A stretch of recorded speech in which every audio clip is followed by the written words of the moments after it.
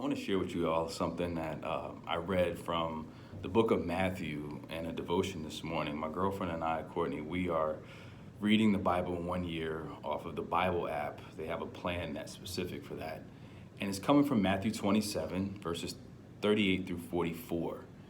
And this is the part of Jesus's crucifixion where he is hanging on a cross with two rebels, one to his left and one to his right.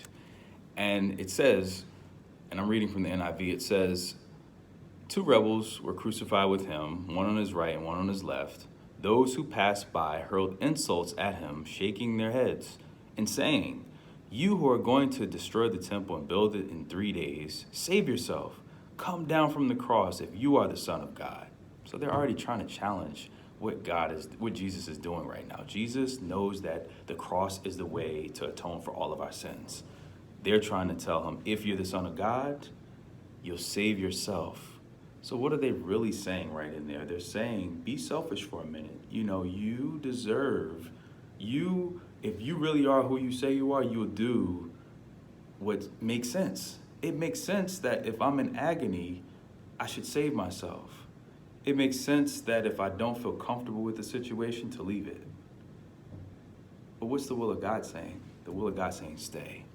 Verse 41, it says, "In the same way the chief priests, the teachers of the law, and the elders mocked him. He saved others," they said, "but he can't save himself." So now they're trying to challenge his ability to save himself, not knowing the will of God is for him to save others. He's the King of Israel. Let him come down now from the cross and we will believe in him. Doesn't that sound like our society nowadays? We need to see something in order to believe something. I need you to prove this to me in order for me to follow what it is that you're doing. We're always looking for signs, but God is saying his will is perfect. It doesn't need to be proven. He trusts in God. Let God rescue him now if he wants him. For he said, "I am the Son of God." In the same way, the rebels who were crucified with him also heaped insults on him. So even sometimes the people that we feel that are on our side, they may still try to insult us for the decisions that we made. Isn't it interesting that Jesus, not a criminal, not a rebel, he's being crucified with rebels? Same situation, different assignment. That's a message for somebody right there. There's sometimes you're going to be in your life to where there's going to be similar situations that you're in. You may be in a situation such as this, like you're being falsely accused about something, you're being punished for something that you didn't even do. But it's a different assignment. God is trying to build something in you. He's trying to show the world something through you.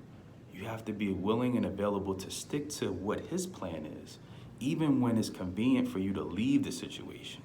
Had Jesus hopped off the cross, where would that put us? We would be eternally separated from God because Jesus was the sacrifice that was needed to atone for sins. And had he taken a moment just to be selfish, to say, you know what, it really hurts up here on this cross. I'm hanging up here. They're throwing stuff at me. They're mocking me. They're trying to give me some vinegar on a sponge. I am dying. Isn't it much easier if I just hopped off the cross and that would satisfy their need for me to show them who I am? I say that I'm the Son of God. I can show them right now. But what happens to the people that were behind me that just believed in the promise of me coming to save the world? What happens to the people that will be coming after me that won't have the opportunity to be saved because they'll be eternally separated from God? Jesus had to take that in for a moment, and he knew what he was doing. He was sure about who he was. So there was nothing that those people, the teachers, the priest, or any of them could say that could deter him from who he is. That's why our identity is in him. And that's us understanding that is so important, because there's going to be people that's going to try to shake us. They're going to try to tell you to not do what you're currently doing, whether that's abstaining from sex until marriage, like my girlfriend Courtney and I are doing, whether that's not drinking, not engaging in debates with people where the person's cursing you out, you're trying to beat them in a cursing match. All that behavior is counterproductive to what God is trying to do through you. When are we going to realize that that's what God is really wanting? He's wanting our obedience to his will, even if it's an unwilling situation where we don't feel comfortable, where we feel like, hey, you know what, that's enough. I'm ready to get out of the situation. Are we willing to be uncomfortable to follow the will of God? It's a difficult task. Jesus is a prime example of the difficulties. We may never have to get on a cross, but there's something that we may have to do that may make us feel uncomfortable. How will we respond? We have to answer that question.